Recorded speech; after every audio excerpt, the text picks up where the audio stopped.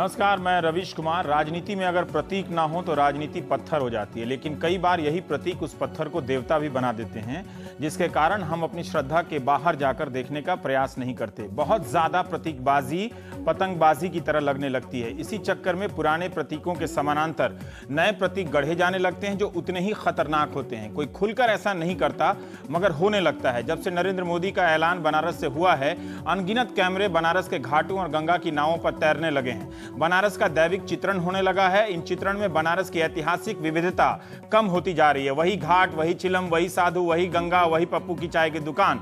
यह वही बनारस है जहां तुलसी ने रामचरितमानस की रचना की, अपने शरीर का त्याग किया। बुद्ध की धरती, कबीर, संत रैदास के निशान यहां मिलते हैं, उनकी वाणियां मिलती हैं। बनारस चुनौतियों की भूमि है, धार्मिक आडंबरों से संघर्ष की भूमि है। जिस धरती को मोक्ष भूमि कहा जाता है, उसे छोड़कर कबीर मगहर चले गए, यह कहते हुए कि बनारस में तो सबको मोक्ष मिल जाता है, मगर राम की भक्ति का एहसान क्या है? अगर असर होगा तो हमें जाकर मगहर में ही मोक्ष मिलेगा। संत रैदास ने मन चंगा तो कठौती में गंगा कहा। कमाल खान ने अपनी रिपोर्ट में दिखाया कि कैसे गंगा के घाट पर मुसलमान भी मछलियों को आटे का दाना खिलाते दिख जाते हैं। एक पार्टी या संगठन विशेष की राजनीतिक विचारधारा के नाते हिंदुत्व कब से बनारस की एकमात्र पहचान हो गया? क्यों बनारस पर लिखने वाले पत्रकार, जानकार अपनी बात मोदी के विकास के एजेंडे से शुरू करते हैं और धीरे धीरे हिंदुत्व की बात करने लगते हैं, ध्रुवीकरण की बात करने लगते हैं? क्या यह सब जानबूझ के हो रहा है? अगर ऐसा है तो लोग इसे अपने लेख की पहली पंक्ति में क्यों नहीं लिखते? आखिर में क्यों लिख रहे हैं? कहीं मीडिया अति उत्साह में बनारस की छवि को एक रंगा तो नहीं बना रहा है? क्या हिंदू, क्या मुसलमान, कोई शादी ऐसी नहीं जिसमें बिस्मिल्लाह खां की शहनाई ना बजती हो। उन्हीं ने कभी कहा था कि मैं जब दुनिया में घूमता हूं तो मुझे सिर्फ हिंदुस्तान नजर आता है, और जब मैं हिंदुस्तान में घूमता हूं तो सिर्फ बनारस दिखाई देता है।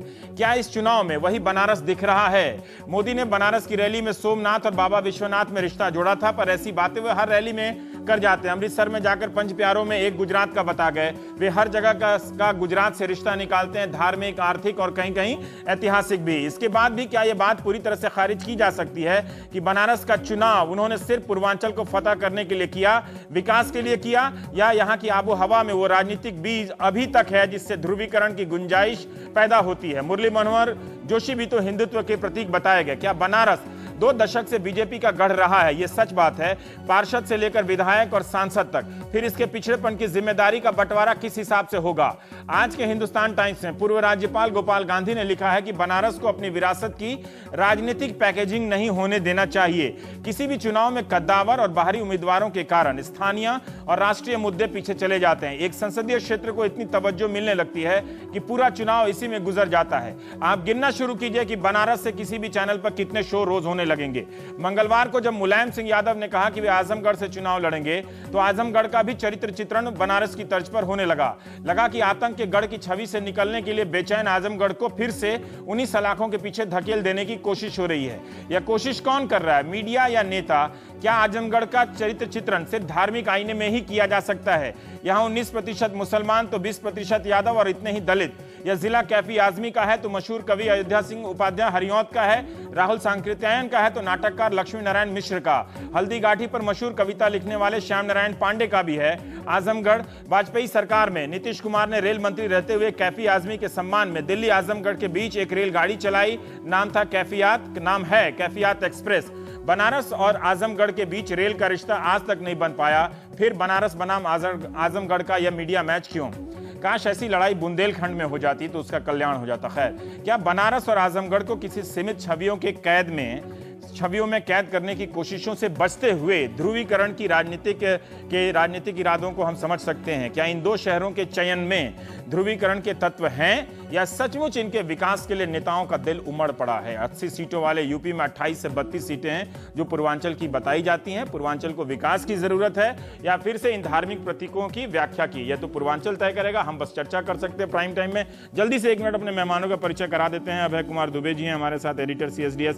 राजीव रंजन, आप आजमगढ़ के रहने वाले हैं, संस्कृति कर्मी हैं, वहाँ पुस्तक मेला वगैरह वगैरह आप करते रहते हैं। सुनीता एरन है, resident editor Hindustan times Lucknow से, और अरुण कुमार त्रिपाठी जी हैं, वरिष्ठ पत्रकार। अखिलेश शर्मा हमारे साथ थोड़ा बीजेपी दफ्तर से जुड़ने वाले हैं। अखिलेश, हम ये थोड़ा आपसे जानना चाहते हैं कि बड़ौदा की घोषणा हो गई है, आडवाणी जी मान गए हैं या अभी भी? मैं स्टूडियो में आने से पहले चैनलों पर वो जो हमारी एक रूटीन पहुंचे पत्रकारिता होती है, कौन कहां पहुंचा, तो लग रहा था सुषमा पहुंची और गडकरी पहुंचे। तो वो मान गए हैं या पार्टी ने अपना उनका फैसला बता दिया है अपना, जो आडवाणी जी को अब मानना पड़ेगा? नहीं, देखिए, बीजेपी में जब चुनाव में उम्मीदवारों की घोषणा होती है तो ये उम्मीदवार के ऊपर निर्भर नहीं करता है कि वो उस टिकट को माने या ना माने, बल्कि जब पार्टी उम्मीदवार का नाम घोषित करती है तो उम्मीदवार के पास एक ही ऑप्शन होता है कि वो पार्टी अध्यक्ष से चुनाव में पर्चा भरने के लिए अपना जो अधिकृत लेटर है वो ले, और उसके बाद जो नामांकन की तिथि है उस दिन जाकर के पर्चा भरे। मैं तो एक ये सैद्धांतिक बात कर रहा हूँ, लेकिन जहाँ तक लालकृष्ण आडवाणी का सवाल है, जाहिर सी बात है कि मेरी सैद्धांतिक बात से ही इसका जवाब मिल जाता है कि आडवाणी के पास पार्टी ने कोई ज़्यादा ऑप्शन छोड़ा नहीं था कि वो माने या ना माने या उनके कोई मान मनोबल की जाए। बीजेपी की पार्लियामेंट्री बोर्ड की बैठक पहले हुई, उसके बाद केंद्रीय चुनाव समिति की बैठक हुई। उसमें यह तय किया गया कि चूंकि गुजरात इकाई से गांधीनगर सीट से सिर्फ और सिर्फ लालकृष्ण आडवाणी का नाम आया है, लिहाजा केंद्रीय चुनाव समिति जो परंपरा है पार्टी की उसके मुताबिक उस नाम पर मुहर लगा रही है। उसके बाद जब चुनाव समिति की बैठक खत्म हुई, उसके बाद सुषमा स्वराज और नितिन गडकरी ने जाकर के इस फैसले की जानकारी लालकृष्ण आडवाणी को दे दी है। तो यह उसी फैसले के मुताबिक होगा। मैं आपको बताऊं कि जिन दो चीज़ों के लिए वो कह रहे थे कि राजेंद्र सिंह राणा का टिकट होना चाहिए, वो टिकट काट दिया गया है। मेरे सामने सूची है। भावनगर से भारतीबेन शियाल को बीजेपी ने टिकट दे दिया है। अच्छा। इसी तरह अहमदाबाद पूर्व, जहां से वो चाहते थे कि हिरेन पाठक को टिकट दिया जाए, वो सीट अभी पेंडिंग है, यानी उस पर अभी घोषणा नहीं हुई है, यानी अभी तक हिरेन पाठक के ऊपर तलवार लटकी हुई है। रवीश, तो एक तरह से आडवाणी के पास अब बहुत ज्यादा विकल्प नहीं है, वो या तो और नेताओं की तरह वो रास्ता अपना ले नाराज होकर, या फिर वो घर बैठ जाए। फिर देखिए, लगातार उनकी नाराजगी का सिलसिला चलता रहा है जब से नरेंद्र मोदी का उदय पार्टी के भीतर हुआ है। हमने देखा कि गोवा में उन्होंने नाराजगी जताई, इस्तीफा दिया। उसके पहले, उसके बाद जब प्रधानमंत्री पद की घोषणा हुई तब वो अपने घर पर रहे, पार्लियामेंट्री बोर्ड की बैठक में नहीं आए। राजनाथ सिंह को पत्र लिख करके उन्होंने नाराजगी जताई थी, और एक बार फिर वो नाराज हुए आज जब वो चुनाव समिति की बैठक में नहीं आए। लेकिन पार्टी ने तय किया कि एक हद से ज्यादा उनको मान मनोबल नहीं किया जाएगा, और जो भी हकीकत है, जो भी उसका सामना उनको करना पड़ेगा। बहुत बहुत शुक्रिया अखिलेश जानकारी देने के लिए। बड़ौदा से हमारे स्क्रीन पर तस्वीरें चल रही थी, जिसमें अपने दर्शकों को बता दूं कि जैसे ही नरेंद्र मोदी के नाम का ऐलान हुआ तो बड़ौदा में पार्टी के कार्यकर्ता काफी जश्न मनाने लगे, और इसी भीड़ में मुझे एक शख्स ऐसा भी देखा जो बिल्कुल मोदी का हम शक्ल नजर आ रहा था।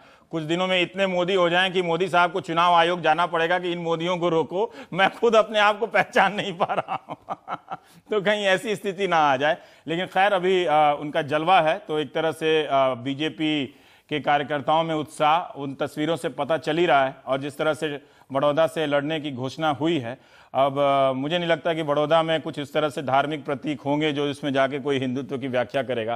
पर अभय जी, बनारस को चुना है उन्होंने, और एक और न्यूज़ फ्लैश हो रही है, नीचे मथुरा से हेमा मालिनी लड़ रही हैं, तो कोई तो नहीं कहेगा कि वहां पर वो हिंदुत्व करने जा रही हैं। मोदी जी जब वहां पर गए तो इस तरह की बातें दबी छुपी जबान में क्यों कही गई? क्यों नहीं लोगों ने, लिखने वालों ने खुल के कहा, जबकि मोदी साफ साफ कह रहे हैं और बनारस के लोग भी कह रहे हैं कि इनके आने से शायद हमारे शहर का कुछ विकास हो जाए। देखिए, पूर्वांचल में बनारस एक ऐसा निर्वाचन क्षेत्र है जहां पर पिछले चुनाव में सांप्रदायिक ध्रुवीकरण हुआ था। हाँ, पिछले चुनाव की जो विशेष परिस्थितियां थी उनमें सांप्रदायिक ध्रुवीकरण हुआ था। अब वहां से मान लीजिए मोदी चुनाव लड़ते हैं तो फिर क्या वो सांप्रदायिक ध्रुवीकरण दोबारा होगा और भी ज्यादा ताकत से होगा?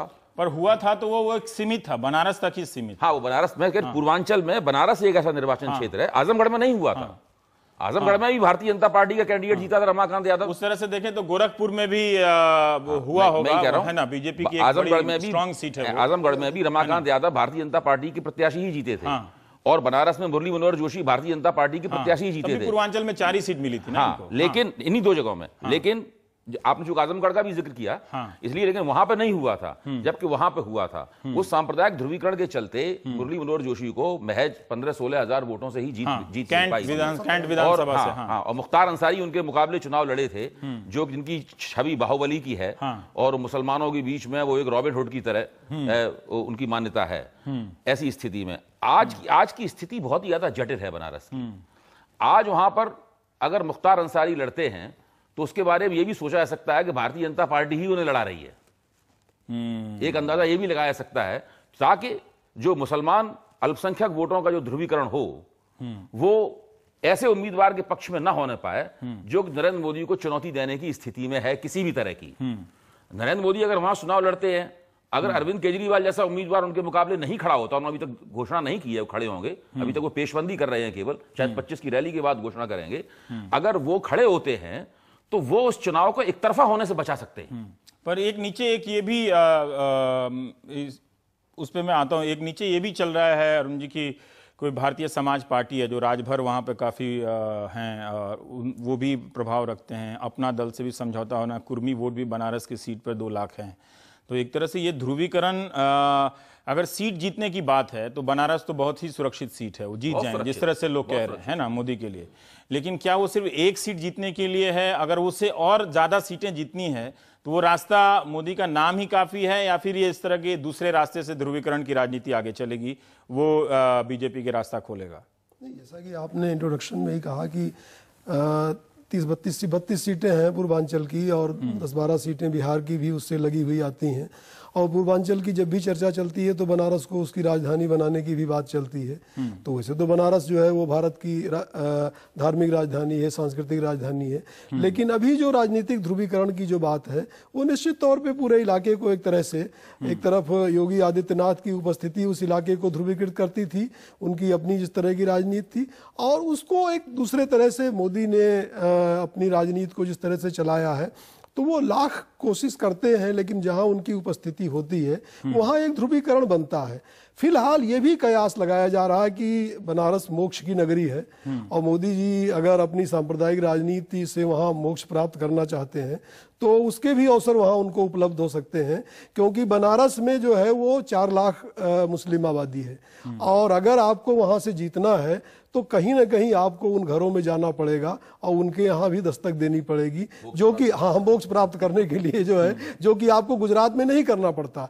अभी मैं किसी का राइटर पढ़ रहा था, उनका कहना था कि गुजरात में तो भारतीय जनता पार्टी के नेता मुस्लिम घरों की तरफ जाते ही नहीं, झांकते ही नहीं, उनको उसकी जरूरत नहीं है। लेकिन उत्तर प्रदेश की स्थिति ऐसी नहीं है।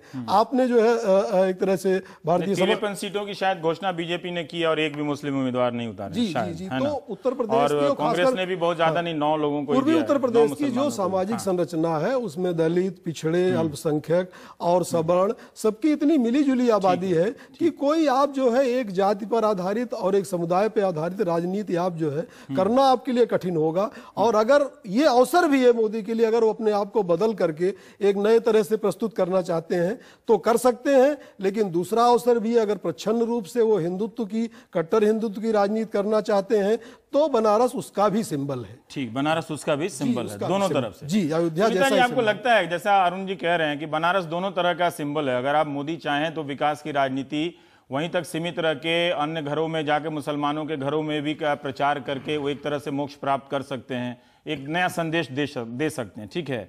पर मैं आपसे जानना चाहता हूं कि इन दोनों संभावनाओं में विकास की राजनीति करते हुए, उससे ही सिर्फ बात करते हुए बीजेपी के लिए पूर्वांचल में कोई बड़ी संभावना बनती है, या इस दूसरे रास्ते से जिसमें शंकर की वो तस्वीर, गंगा के घाट आते हों, बाबा विश्वनाथ के मंदिर की तस्वीरें आती हैं?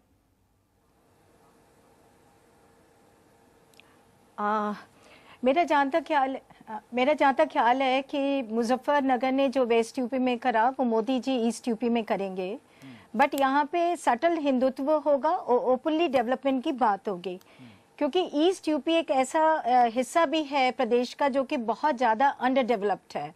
तो आज की तारीख में बनारस में आजकल कोई भी ये बात नहीं करता कि हमें काशी विश्वनाथ टेम्पल चाहिए, जो कि 1991 में जिससे बीजेपी ने अपनी एंट्री ली थी काशी में, आज लोग बात कर रहे हैं कि हमें विकास चाहिए।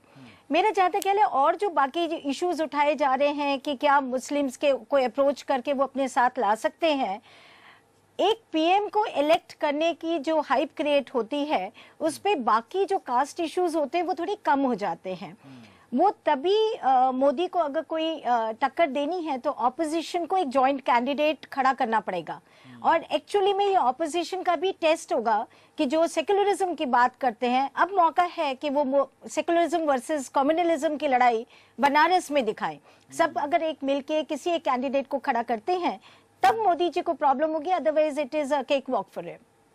एक तरह से ये विपक्ष की परीक्षा होगी ना, वो कह रही है ना कि अगर आप गंभीरता से हैं तो ये विपक्ष के लिए भी एक मौका, अगर मोदी के लिए मौका है तो। वो ठीक कह रही हैं, मैं उनकी बात से असहमत नहीं हूं, लेकिन उत्तर प्रदेश की जो राजनीति है उसमें इस बात की कोई संभावना नहीं दिखाई पड़ती कि मोदी के खिलाफ विपक्ष का कोई संयुक्त उम्मीदवार वहां पर खड़ा होगा।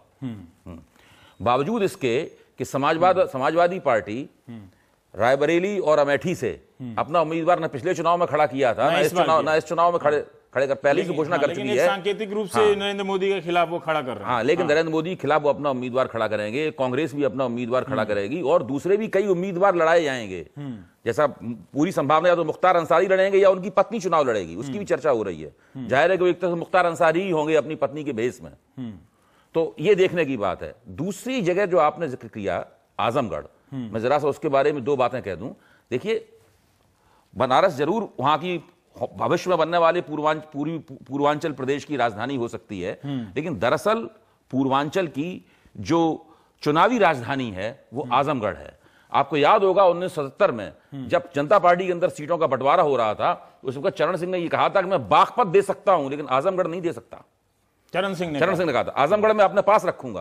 और मुलायम सिंह यादव लंबे अरसे से अपनी उत्तर प्रदेश में अपनी चुनावी मुहिम की शुरुआत आजमगढ़ से करते रहे हैं। 2012 में भी उन्होंने आजमगढ़ से अपनी चुनावी मुहिम की शुरुआत की और इस बार भी उन्होंने वहीं शुरू की और खुद आजमगढ़ से चुनाव लड़ने का फैसला करना, मैं कहूंगा कि सपा की चुनावी राजनीति में एक बहुत बड़ा मास्टर स्ट्रोक है। ये मास्टर स्ट्रोक है क्योंकि जब से वहां रमाकांत यादव बीजेपी के जीतते रहे। देखिए, जब तक मुलायम सिंह का नाम नहीं आया, सपा के टिकट पर भी जी उसे नाराज होकर भाजपा में गए थे, जब तक मुलायम सिंह का नाम वहां से नहीं आया था उस वक्त तक लग रहा था कि रमाकांत यादव का खेल बिल्कुल सही है। इस बार फिर बीजेपी की वैसे भी हवा चल रही है और ये जिताऊ कैंडिडेट है, मजबूत दबंग उम्मीदवार है, ये जरूर जीतेगा। यहां तक बहुजन समाज पार्टी वहां से शाह आलम को, जो दिल्ली वहां के विधायक भी हैं और दिल्ली के बिल्डर हैं, हाँ उन मुबारकपुर के विधायक हैं, उनको टिकट वो सोच रहे थे कि हमको मुसलमान वोट मिल जाएंगे। लेकिन मुलायम सिंह इतने हैवीवेट कैंडिडेट हैं कि ना रमाकांत यादव का यादव होना बच पाएगा, ना शाह आलम का मुसलमान होना बच पाएगा। अच्छा, हाँ, मुलायम सिंह के वहां जाने से समाजवादी पार्टी की पूर्वी उत्तर प्रदेश में इसमें अंतर है कि जब मोदी वहां जाते हैं तो ये कहा जाता है कि आप असुरक्षित हैं, एक सेफ सीट चुन रहे हैं, और मुलायम वहां जाते हैं आजमगढ़, क्योंकि अपने आप इसलिए कह रहा हूं क्योंकि मुलायम सिंह के दुश्मन भी उन पर ये आरोप नहीं लगा सकते कि वो मैनपुरी से चुनाव लड़ने में डर रहे हैं कि मैनपुरी से हार जाएंगे, इसलिए डर के मारे वहां जा रहे हैं। स्थिति ये है कि मुलायम सिंह अगर मोदी के बारे में भी यही है, मैं तो मानता हूं कि वहां बनारस उनके लिए बहुत ही सुरक्षित सीट है, उनको दूसरी जगह से चुनाव लड़ना ही नहीं चाहिए। वो दूसरी जगह से चुनाव लड़ रहे हैं, इसी से ही चर्चा होती है कि भाई ये हो रहा है, उनके कोई जरूरत नहीं है। मुलायम सिंह के साथ ये है कि उनकी सरकार एंटी इनकम्बेंसी झेल रही है, उनकी सरकार मुजफ्फरपुर के बाद में कई समस्याओं से ग्रस्त है। वो बहुत दबंग तरीके से उन्होंने अपनी चुनावी कैंपेन अपने कंधों पे ली है और उसको वो चला रहे हैं। इसलिए ये एक चुनावी रणनीति है बहुत महत्वपूर्ण कि पूर्वी उत्तर प्रदेश के अंदर वो समाजवादी पार्टी का बहुत जबरदस्त चुनावी हस्तक्षेप करने के लिए जा रहे हैं। पूर्वी उत्तर प्रदेश, जैसा आपने कहा भी है, उत्तर प्रदेश का सबसे बड़ा इलाका है। जो पूर्वी उत्तर प्रदेश में जीतता है वो उत्तर प्रदेश को जीतता है। पहले भी 98 में भी 24 सीटें बीजेपी की वहां पर आई थी। पर ये रास्ता दोनों के लिए अलग क्यों है? मैंने पूर्वांचल, एक बनारस से उस पूर्वांचल में बढ़ रहे हैं और एक आजमगढ़ से वहां पे पढ़ रहे हैं, पर एक में ध्रुवीकरण जोड़ा जा रहा है और एक में मास्टर ध्रुवीकरण की गुंजाइश यहां से भी हो सकती है, है ना? उस तरह से भी, उसे भी एक तरह से ब्रांडिंग किया गया आजमगढ़ को भी। पूर्वांचल जो है वो सोशलिस्ट और कम्युनिस्ट आंदोलन का भी गढ़ रहा है और मुलायम सिंह का जाना अतीत की बातें हैं ना, नहीं, लेकिन वो उसके सूत्र उसका अगर तत्व उसमें बचा होता जरा भी तो रमाकांत यादव वहां से नहीं जीतते। अगर उसके खंडर भी अगर होते, वो तो आप फूलपुर के बारे में कहेंगे कि फूलपुर से जो है उस तरह का कैंडिडेट जो है वो एक तरह से बाहुबली कैंडिडेट ना आता हो, ना जीतता जो है। इस बीच खबर आ रही है नरेंद्र मोदी संघ प्रमुख मोहन भागवत से मिलने गए, ये पहुंचे पत्रकारिता का एक हिस्सा। लेकिन उसका एक ट्रेडिशन वहां पे रहा है, वहां पे दिल्ली झंडे वाला नहीं, वहां पे जो है उदल, रुस्तम सैटिन, वहां पे जो है सरजू पांडे, वहां पे झारखंडे राय, और एक तो जैसे आजमगढ़ का जो है आपने जिक्र किया कि राहुल संकीर्तन की भूमि रही है। अच्छा, मौलाना तो मुझे लग रहा है वो केक के ऊपर आइसिंग के लिए सुनने में बहुत अच्छा लगता है, लेकिन राजनीति में साहित्यकारों की उपस्थिति किस और क्षेत्र में प्रभावित करती होगी जो हम आजमगढ़ से उम्मीद करें कि राहुल संकीर्तन का वहां होना वहां की राजनीति की तस्वीर को बदल। थोड़ा सा ऐड करना चाहूंगा कि राष्ट्रीय स्वयंसेवक संघ ने अगर इतने दिनों से काम किया किसी जगह पे तो उसकी कुछ चीजें रिफ्लेक्ट हो रही हैं। इसी तरह से कम्युनिस्ट सोशलिस्ट मूवमेंट का अगर किसी जगह पे काम रहा है तो उसकी चीजें निश्चित तौर पे राजनीति में तमाम जगहों पे रिफ्लेक्ट होगी। चंद्रशेखर, विश्वनाथ प्रताप सिंह, राजनारायण जैसे बड़े बड़े एक वैचारिक लड़ाई हो रही ना, दोनों दो विचारधाराएं आ गई ना जो इस चुनाव में नहीं दिख रही थी। तो मुलायम सिंह, बनारस और आजमगढ़ के, अभय जी ने चरण सिंह का नाम लिया, आज मुलायम सिंह अगर आजमगढ़ सीट से लड़ने जा रहे हैं तो वो चंद्रशेखर, राजनारायण और कल्पनाथ राय इन तमाम सोशलिस्ट ट्रेडिशन को रिफ्लेक्ट करते हुए जा रहे हैं। अकेले मतलब अचानक नहीं वहां पे जा रहे हैं कि वो यादव होने के नाते ही जा रहे हैं, या अभय जी ने जैसे कहा कि वो मतलब जो है वो किसी का मुस्लिम होना भी वहां मायने नहीं रखेगा, किसी का यादव होना भी नहीं मायने रखेगा। तो उसकी वजह है कि वहां सोशलिस्ट मूवमेंट का लंबा ट्रेडिशन है, प्रोग्रेसिव मूवमेंट का लंबा ट्रेडिशन है, और मुलायम सिंह उस प्रोग्रेसिव और सोशलिस्ट मूवमेंट की जो है जो विरासत है उसको कैपिटलाइज करने के लिए आजमगढ़ जा रहे हैं। भारतीय जनता पार्टी क्या चाहती है? भारतीय जनता पार्टी, एक मिनट, बनारस से मोदी लड़ेंगे तो उसे पूर्वी उत्तर प्रदेश पर असर पड़ेगा, साथ में कुछ बिहार पर भी असर पड़ेगा, उसका प्रभाव होगा। तो इसी तरीके से मुलायम सिंह भी मानते हैं कि अगर हम आजमगढ़ से लड़ेंगे तो आसपास के तमाम जिलों पे समाजवादी पार्टी की स्थिति बेहतर होगी। तो है कि कभी पहले मुलायम ने ये काम नहीं किया। मुलायम ने एक तरह से उनका ये मास्टर स्वीकार, मतलब ये अपने आप में रिफ्लेक्ट कर रहा है कि मोदी इस वक्त सबसे बड़े चैलेंजर हैं यूपी में। मुलायम अगर किसी को जीतना है तो पहले मोदी को हराना पड़ेगा, जो कि वो खुद जीतने के लिए लड़ रहे हैं वहां। अगर आप कांग्रेस की चुनावी रणनीति और सपा की चुनावी रणनीति में तुलना करें तो कांग्रेस की चुनावी रणनीति बचाव की है, और सपा की चुनावी रणनीति जो है वो आक्रामक है। अभी बसपा का काफी सतह के नीचे चल रहा है। हाँ राजीव जी बताइए। अब मैं थोड़ा सा आजमगढ़ के एक बड़े अच्छे शायर हैं अल्लामा इकबाल सुहेल साहब, अपनी धरती के बारे में कहते हुए एक बड़ी महत्वपूर्ण बात कहते हैं, इस खित्ते आजमगढ़ ते मगर फैजाने तसल्ली है यख्तर, जो जर्रा यहाँ से उठता है थोड़ा हिंदी में भी बता दीजिए। वो नैयरे आजम होता है। कहने का आशय ये है कि जो आजमगढ़ का नागरिक है जब वो जनता का अपनी धरती की महंग को सूंघता है तो वह नैयरे आजम होकर के उठता है। पर उन्होंने जिस तरह के उम्मीदवार चुने हैं वो मैं लिस्ट देख रहा था, उससे प्रतीत तो होता नहीं है कि जनता। मैं अतीत की बात कर रहा हूँ। अतीत वर्तमान सारे। अल्लामा शिबली नुमानी जो 1942 में 1914 में हमारे बीच से चले जाते हैं, लेकिन उस दौर में एक घटना घटती है आजमगढ़ में, वह सिबली एकेडमी स्थापित करते हैं। हाँ ठीक है। और वह धर्म का पाखंड है और जो यूरोप का उपनिवेशवाद था उसका जो इस्लाम पर हमला था उसके लिए एक स्टडी सर्किल बनाते हैं, वहां से स्कॉलर निकले। उससे रमाकांत यादव के विजयी होने में क्या असर? मैं बात तो वहां से थोड़ा सा जोड़ते हुए बात कहना चाहता हूँ कि जो आजमगढ़ का अतीत है वह 1857 के संघर्ष से लेकर के महात्मा गांधी के डू एंड डाई के नारे तक बहुत ही प्रतिरोध की संस्कृति की धरती है, जिसकी तरफ त्रिपाठी जी ने अभी इशारा किया कि वह समाजवादी आंदोलन की धरती है, वह वामपंथी राजनीति की धरती रही है। मैं एक चीज जोड़ते हुए मैं आपकी बात पर आना चाहता हूं कि वह लेखकों के तीर्थ के जो जन्मस्थली है लमही की बात से तो ऐसा लग रहा है कि नरेंद्र मोदी किसी सेमिनार में चले आए हैं जहां पे सिर्फ उनके विरोधी लेखक बैठे हैं और उनको कोई मौजूद है, वो घास नहीं डालने वाला है उनको। साहित्यकार दरअसल समकालीन प्रश्नों को उठाता है। इस चुनाव में किसान साहित्यकार ले आइए, प्राइम टाइम इसी में तो दरअसल जो समाप्त हो जाएगा एक दिन। जो राहुल सांगत्यान मेहरारू की दुर्दशा लिखते हैं या अल्लामा शिबली नुमानी जब अपनी बात करते करते आते हैं तो जो आज की पीढ़ी है, 2014 की पीढ़ी है, जो उनके स्मृति का 100वां वर्ष है, वह थाने और कचहरी के भय में जी रहा है। जो सृजन और साहित्य के गढ़ के रूप में जाना जाता था, आज वहां का नौजवान। सुनीता जी, हम एक बात ये जानना चाह रहे थे कि एक हम साहित्यिक बात कर सकते हैं पर ऐसा ना हो कि कोई मेरे प्रोग्राम की मर्सिया कर दे कि बाकी लोग जब गंभीर राजनीतिक मुद्दों पर चर्चा कर रहे थे तो ये है ना, नहीं राजनीति के अपराधीकरण मैं भी इसको महत्व देता हूं, लेकिन मैं ये समझना चाहता हूं कि इन सब चीजों का हम अपने आज के समय के किसी साहित्यकार को किसी राजनीति पे उसको समर्थन करते तो देखते हैं पर उसके खिलाफ लोहा लेकर बोलते नहीं देखा है मैंने, तो उस पर चर्चा नहीं करेंगे, वो पुस्तक मेले में करेंगे। हाँ थोड़ा फर्क जो है आजमगढ़ से, जो ये हिंदी के साहित्यकारों की बात मैं कर रहा हूँ, किसी को विरोध है तो आ जाए ऑफिस में बात। आजमगढ़ से एक जो राष्ट्रवाद का या जो है वो एक तरह से मुस्लिम कम्युनिटी के जो नेशनल इंटीग्रेशन का जो डिस्कोर्स है वो 26/11 के बाद और बाटला हाउस कांड के बाद जो है वो एकदम से नए तरह से इमर्ज किया है। अच्छा। उलेमा काउंसिल बनी वहां पर और पूरी रेलगाड़ी बुक करके उलेमा काउंसिल के लोग दिल्ली आए, उन्होंने रैली की और आजमगढ़ के लोगों के साथ जो है जिस सम्मान की बात राजीव जी कर रहे हैं, एक दूसरी स्थिति बनी कि पंजाब में या देश के किसी हिस्से में पुलिस वाले पूछते थे भाई आजमगढ़ के हो, अच्छा किनारे खड़े हो जाओ जो है। तो एक शक की निगाह से, संदेह की निगाह से आजमगढ़ के लोगों को और खासकर अल्पसंख्यक समुदाय के लोगों को देश में और बाहर देखा जाने लगा जो है। ये जो चीज हुई इसके प्रोटेस्ट के रूप में तमाम जो सेकुलर फोर्सेज हैं, तमाम जो और ताकतें हैं वो खड़ी हुई और उन्होंने जो है एक तरह से ये डिस्कोर्स चलाया कि आजमगढ़ के हर व्यक्ति पर को संदेह की नजर से ना देखा जाए।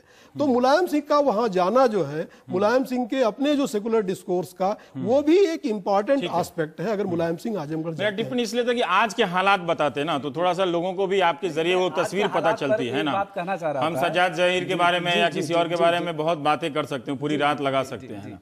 आज की वहां पे पॉलिटिक्स देख रहे हैं, वो क्यों है? क्या कैफी आजमी के होने से पुलिस वाले ने आजमगढ़ को, आजमगढ़ वाले को कोई अलग तरीके से सोचना बंद कर दिया? ऐसा तो नहीं है, पर उनका महत्व जरूर है। मैं आज भी उनकी शायरी पढ़ रहा था सरमाया में, लेकिन फिर भी मैं जाना आज के हालात क्या है वहां पे। आज के हालात यही है कि पुरबिया शब्द अपमान का प्रतीक है पूरे भारतीय संदर्भों में। लेकिन यह हैरानी की बात है कि 2014 का जो लोकसभा चुनाव है, यह पुरबिया भाग्य विधाता कैसे घोषित हो जाता है लोगों की नजरों में, कि बीजेपी का भी जो प्रधानमंत्री पद का दावेदार है वो बनारस को तलाशता है, और समाजवादी पार्टी के जो मुखिया हैं उनको आजमगढ़ में अपनी जीत की संभावना नजर आती है। यह मुझे लगता है कि जो आजमगढ़ की ठसक, जिद्द और वो साहित्य की उर्वर जमीन है, शायद नई तरह की राजनीति को एक मजबूरी की राजनीति कही जाए या संभावना की राजनीति कही जाए, उसकी भी धरती के आपको लगता है कि जो अरुण कह रहे थे अभी की दो विचारधारा की एक लड़ाई होगी अब पूर्वांचल में। एक मुलायम सिंह यादव एक तरह से एक आइडियोलॉजिकल पोजीशन भी ले रहे हैं। अगर वो बनारस में भले ही विपक्ष आपका एक साझा उम्मीदवार मोदी के खिलाफ खड़ा नहीं कर रहा है, लेकिन आजमगढ़ से मुलायम सिंह यादव मतलब उसका दूसरे रास्ते से नेतृत्व कर रहे हैं कि हाँ, वो इस लड़ाई के वैचारिक दावेदार वो हैं, मायावती नहीं है।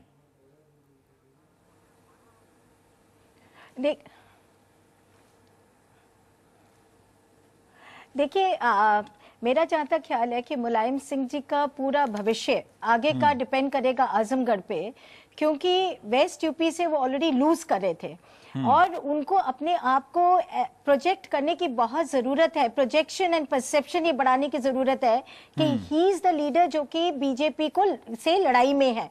उसी से जो एंटी बीजेपी वोट है जिसमें बल्क मुस्लिम्स का है, वो वहां से डिसाइड होगा।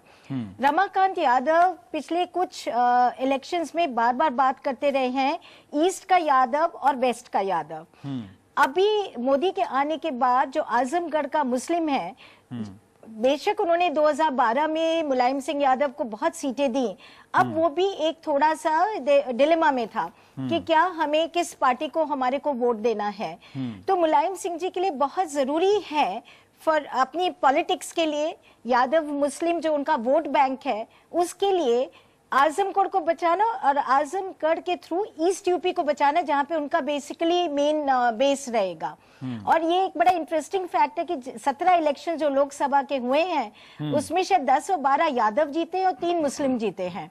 ये एक इंटरेस्टिंग चीज है जो देखने वाली। तो ही वांट्स कि जो यादव मुस्लिम वोट बैंक है जिसपे उनका फ्यूचर निर्भर करता है, वो कहीं आजमगढ़ में ना बिखर जाए और उसका असर और ईस्ट यूपी की सीट्स पे ना हो। तो मेरा जहां तक ख्याल है कि मुजफ्फरनगर के बाद उन्होंने वेस्ट यूपी में जो खोया है वो उनको किसी तरह से ईस्ट यूपी से कॉम्पेंसेट करना है, and he has to emerge as a leader जो मोदी को हरा सकते हैं, नहीं तो मुस्लिम्स उनके साथ नहीं जाएंगे।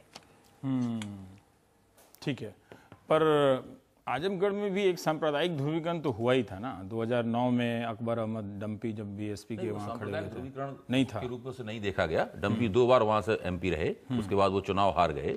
जैसा कि अभी सुनीता जी ने बताया, मैं उनका जो विश्लेषण है उसका जो सार है उससे मैं सहमत हूँ। देखिए, वो एक यादव सीट है, मतलब अगर मोदी को अगर वो हिंदुत्व पर अगर छुपे तरीके से चल रहे हैं तो एक साहब है जो खुलेआम मतलब अपने जाति और धर्म के गठजोड़ पे चल रहे हैं, है ना। वो जाति और धर्म, मैं उसे उस तरह जाति और धर्म का गठजोड़ नहीं कहता हूं। मैं ये नहीं मानता हूं कि जाति और धर्म का मुसलमान जो है वो एक धार्मिक समुदाय के तौर पर वोट नहीं देता है, वो एक पॉलिटिकल कम्युनिटी के तौर पर वोट देता है। यादव भी एक हिंदू धार्मिक समुदाय के तौर पर वोट नहीं देता है, वो एक राजनीतिक समुदाय के तौर पर वोट देता है। ठीक है, ये इंपॉर्टेंट है। दूसरी बात मैं कहूंगा कि पूर्वी उत्तर प्रदेश में ये मुसलमान मतदाताओं की और दूसरी जगहों पर भी बहुत ही गहरी परीक्षा है। क्या वो वोट कटवा उम्मीदवारों के भ्रम में पड़ेंगे? क्या वो अपने वोटों को बर्बाद हो जाने देंगे, या वो किसी सुचिंतित रणनीति के आधार पर वोट देंगे? अगर पूर्वी उत्तर प्रदेश में मुसलमान वोट एक सुचिंतित रणनीति के आधार पर ठीक से वोट देते हैं और उनके वोटों का बहुलांश बर्बाद नहीं होता है, तो भारतीय जनता पार्टी जिस तरह के चुनावी नतीजों की कल्पना कर रही है और मनी मन मुदित हो रही है, वो चुनावी नतीजे उसे नहीं मिल सकते हैं। ठीक है, पर राजीव ये की ऐसी बिल्कुल स्थिति में अपने आप में हमको नहीं स्पष्ट लगता कि कोई आजमगढ़ की कोई विकास की भी बात आएगा। जब अगर पूरा वैचारिक पोजीशन ही अगर लेना है किसी नेता को, तो फिर तो वहाँ की क्या समस्याएं हैं, सड़क है कि नहीं है, वो तो फिर वहीं पीछे रह जाएंगे। लेकिन वहाँ एक मिनट, आप बनारस के बारे में ये सवाल क्यों नहीं उठाते, या कोई बनारस क्यों के नहीं बारे उठाता? में भी उठा रहा हूं। देखिए, बनारस के चप्पे, बनारस की संसदीय राजनीति, बनारस के जो शिक्षा केंद्र हैं अभी भी है ना, उत्तर प्रदेश बिहार के लिए लोग अभी BHU हॉस्पिटल चले जाते हैं। अगर खराब भी होगा, मैं गया नहीं हूं, लेकिन फिर भी बनारस की संसदीय राजनीति के चप्पे चप्पे पर मुद्दतों से भाजपा का कब्जा है। लेकिन आप बनारस में घुसिए, कितनी बुरी हालत है। बनारस शहर पूरी तरह तबाह हो चुका है। भारतीय जनता पार्टी के चाहे MP हो चाहे MLA हो, किसी ने बनारस के लिए कुछ नहीं किया। तो ये सारा गायब कर दिया गया। ये सारा गायब कर दिया गया। मोदी शायद और नरेंद्र मोदी की उम्मीदवारी की ऐसी घोषणा होती है, टीवी पे ऐसा लगता है जैसे उनकी जीत की घोषणा हो गई। MP का चुनाव वो जीत गए। 2 दशकों से पार्षद तो वहीं रहे और ज्यादातर विधायक भी 3 सीटों पे तो ये सवाल तो भाजपा के नेताओं से पूछा जाना चाहिए और जोर जोर से पूछा जाना चाहिए कि बनारस की ये दुर्गति क्यों है। हो सकता है कल्याण सिंह के समय में वो बड़ौदा के बराबर हो बनारस।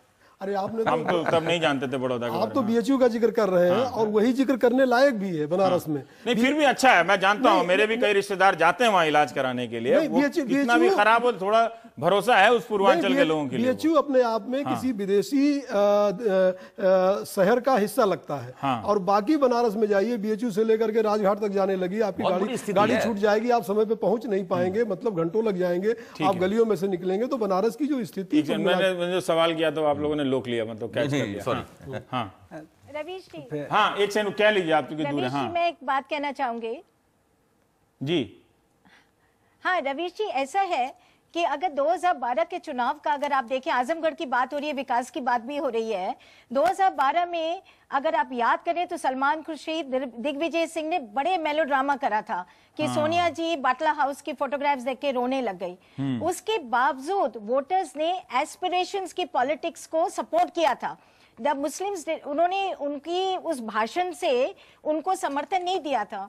और अभी भी 3 साल इस सरकार के यूपी में है। तो कहीं ना कहीं ये भी एक मुद्दा आ रहा है कि आजमगढ़ भी एक बहुत ही निगलेक्टेड एरिया है, जिसको एक बदनाम भी कर दिया गया है बिकॉज उनके अबू सलेम साहब से जो कनेक्शन है या यहाँ से जो शूटर्स हायर करे गए हैं। तो कहीं पे लोगों की एक ये भी उम्मीद है कि 3 साल में जिस तरह से सफाई का डेवलपमेंट हुआ, तो शायद आजमगढ़ का भी थोड़ा डेवलपमेंट हो जाए। तो ये सोचना, ये इंटरेस्टिंग है कि लोग अगर मोदी बनारस में गुजरात लेकर जा रहे हैं तो मुलायम सिंह यादव आजमगढ़ में सफाई लेकर जा रहे हैं। ये अच्छा है। हाँ। खाली सफाई और कोई जगह नहीं, मैंने खाली सफाई मैं समझ गया, मैं समझ गया। सफाई के अस्पताल, आजमगढ़ में नया सफाई महोत्सव वगैरह वगैरह, मैं समझ गया। जी देखिए सर, नहीं, सफाई में महोत्सव के अलावा भी बहुत चीजें हैं। नहीं, बहुत बड़ा सा अस्पताल है, लायन सेंचुरी वहां उन्होंने बना दिया है, और भी बहुत सारी चीजें। हाँ, एक बात मैं जो संदर्भित करना चाहता हूँ कि आजमगढ़ जो बार बार फिनोमेना बन गया कि वो आतंक का गढ़ है। वो बनाया नहीं, हम तो नहीं बनाते, पर बन गया वो। लेकिन हाँ। जो उनकी संख्या है नौजवानों की और जो आजमगढ़ के दूसरे लोगों की संख्या है, अच्छे निर्माण के कार्यों में भी आजमगढ़ की जो भूमिका है, अगर उसको थोड़ा सा क्यों नहीं है, उसको वहां के लोगों की क्यों नहीं है? अगर वहां पर इतना बड़ा इंस्टीट्यूट है, 100 से ज्यादा मदरसे चल रहे हैं, तो कोई जो आप सुनीता जी कह रही हैं एस्पिरेशन क्यों नहीं है, आप मुझे वो समझाइए ना कि वो क्यों नहीं है वहां पे। नहीं, उसका मूल कारण ये है कि वो पलायन कर जाते हैं। जो आजमगढ़ का लड़का एक बार पढ़ करके IAS हुआ, वो हरियाणा आ गया, तो जो प्रतिभा तो कहीं का भी IAS कहीं और चला जाता है। जैसे वो पूरबिया लेबर बन के ही गया, तो वो जो गाँव आता है और गांव आकर के जो स्टेब्लिशमेंट में उसको रोल पे करना चाहिए, या एक यूनिवर्सिटी के लिए आज भी आजमगढ़ तरस रहा है। जो स्कूलिंग का सबसे बड़ा सेंटर है या पॉलिटिक्स का सबसे बड़ा सेंटर इलाहाबाद और BHU नसीब हुआ इन लोगों को। आज तक 50 लाख आबादी वाले जनपद में, जहां 22 ब्लॉक हैं, सबसे बड़ा ग्रामीण क्षेत्रों का जिला हो गया है उत्तर प्रदेश, आज वहां तक वो सड़क के लिए तरस रहे हैं। हम चाहे अतीत पर जितने गौरवान्वित हो जाएं, 2 साल में वहां सड़क नहीं बनी है ना। नहीं, वो सभी सरकारों के एजेंडे में सड़क बनाना नहीं अभी है। बताइए ना कि 2 साल में बनी है कि नहीं बनी है? नहीं, वो जाहिर सी बात है कि वो विकास का जो मॉडल है, हाँ, वो मॉडल की बात नहीं कर रहा हूँ, कुछ वहाँ काम हुआ है कि नहीं हुआ ये पहले बताइए। नहीं, वो तो साफ दिखाई दे रहा है कि किसी भी सरकारों के एजेंडे में नहीं बना, किसी भी सरकार का क्या किसी भी पकड़ लेंगे क्या अखिलेश सिंह? नहीं, पकड़ अखिलेश यादव दोस्त नहीं पकड़ेंगे। पर मैं जानना चाहता हूँ कि अगर इतनी उर्वरता साहित्य वगैरह की बात कर रहे हैं, फिर उस आजमगढ़ में इतनी जड़ता क्यों है राजनीति? नहीं, जड़ता की जो बात, उसका नेतृत्व उसके पास क्यों नहीं है? ये सवाल बनारस से भी पूछा जा सकता है, ये सवाल पूरे उत्तर प्रदेश से भी पूछा जा सकता है, पर ये आजमगढ़ से क्यों नहीं पूछा जा सकता? अब एक बात तो चंद्रशेखर जी जो कहते थे वो यहाँ भी इस बहस में भी लागू होती है कि हमें या तो देवता चाहिए या दैत्य चाहिए, हम बीच में कोई और रूप जो है अपने नेतृत्व का देखते नहीं है। तो या हम डेमोनाइज करते हैं या हम गॉड के रूप में वर्शिप करते हैं, दोनों स्थितियां हैं। दूसरी चीज ये है कि जो वहाँ की समस्याएं अपनी रही हैं, पूर्वांचल लगातार बाढ़ ग्रसित होता रहा है और बाढ़ की जो समस्याएं रही हैं उससे निपटने के लिए विधिवत तैयारी नहीं रही है। अस्पतालों का, शिक्षा का जो ढांचा होना चाहिए उसकी भी कमी रही है। और बड़ी बात यह रही है कि फिर वही बात आती है कि पूर्वांचल या उत्तर प्रदेश के नेताओं को ये लगातार लगता रहा है कि भाई हमको राष्ट्रीय राजनीति करनी है, हमको बड़े सवालों पर विमर्श करना है, अपने जो विकास के सवाल हैं उनको करना बहुत जो है, अपने बारे में सोचना बहुत छोटी बात है। ठीक है। एक हमारे दर्शक ने बड़ा अच्छा एसएमएस किया है कि क्यों लोगों को लगता है कि पीएम मोदी के बनारस से आने से बनारस का भला होगा। फूलपुर, जवाहरलाल नेहरू, इलाहाबाद, बलिया, है ना, रायबरेली में क्या भला हुआ क्या, है ना। और एक तरह से जो उपाध्यक्ष हैं अमेठी, इन सब की तस्वीरें अगर देख ली जाए, 10 साल सरकारें रही हैं, अगर यही वो काया पलट हुआ होता तो शायद बनारस के लोगों को यकीन हो सकता है। पर बनारस के लोगों को ये भी तो एक मौका मिल रहा है कि इन लोगों ने नहीं किया तो शायद ये जो आ रहे हैं अपने राज्य में किया है वो यहाँ पे कर देंगे, है ना। नेताओं के साथ एक समस्या ये होती है कि जब बाहर से उम्मीदवार लाकर उन पर थोपा जाता है तो उसकी शानो शौकत के कसीदे पड़े जाते हैं। जैसे कि मान लीजिए आप अमृतसर, सामान्य उम्मीदवार नहीं, अमृतसर है, मान लीजिए अब अमृतसर एक ऐसा निर्वाचन क्षेत्र है 3 बार से सिद्धू को चुनता रहा है, वो भी बाहर के थे। अमृतसर वाले परेशान थे कि आते ही नहीं, अब वहां अरुण जेटली को थोप दिया गया, अब और ज्यादा परेशान है कि अब क्या करें, वो चुनेंगे फिर से जाके। वो फिर चुनेंगे, क्या करेंगे क्या नहीं करेंगे पता नहीं। ठीक है, अब मोदी वहां पे गए हैं, उसके बाद अगर दोनों जगह से चुनाव जीत गए तो ये बहस होगी कौन से निर्वाचन क्षेत्र छोड़े वो। ठीक है, और उन्होंने बनारस छोड़ दिया तो मकसद से आज का कार्यक्रम शुरू किया था वो तो रह गया बारीकियों को समझने में, लेकिन हम थोड़ा ये जो इमेज क्रिएशन होता है राजनीति के जरिए किसी भी शहर का, उस पर थोड़ा सा हम बात करना चाहते हैं। ये पॉलिटिकल पार्टी नहीं चाहती हैं या उनके चाहते हुए मीडिया कर रहा है, या मीडिया अपनी प्रवृत्ति में ऐसा है कि वो एक शहर को वो घाट पे ही देखता है और साधुओं के चिलम में ही बनारस को देखता है। और उससे क्या हो रहा है, एक छोटा सा ब्रेक के बाद आते हैं, तो अभी रुक जाइए।